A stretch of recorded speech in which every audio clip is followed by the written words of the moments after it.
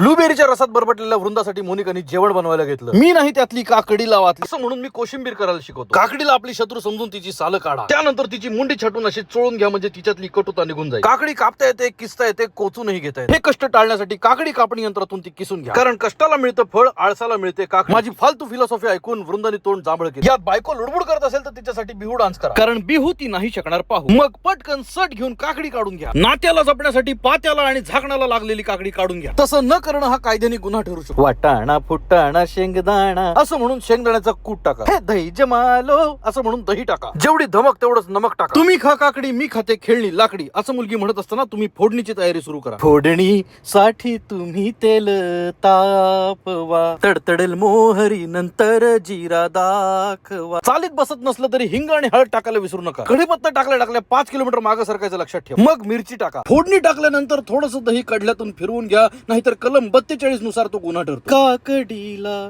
ढवळता तुम्ही अलगद वाटे कसे असं गाऊन आमटी भाता बरोबर कोशिंबीर खायला घ्या. भुरका मारून खाल्ल्या ती तुम्हाला एव्हरेजच वाटेल, कारण यात थोडीशी साखर घालायचं आपण विसरलोय. मग खरखर न करता थोडीशी साखर टाकून घ्या. साखर मिश्रित कोशिंबीर आता चविष्ट लागेल. कोशिंबीर चांगली झाल्यावर कुटुंबासकट आईस्क्रीम खायला बाहेर पडा. तुम्ही सगळं आईस्क्रीम खामाला 1 चमचा तरी द्या. मुलीच्या या मागणीला मान देऊन आईस्क्रीम संपूनच मग घरी या.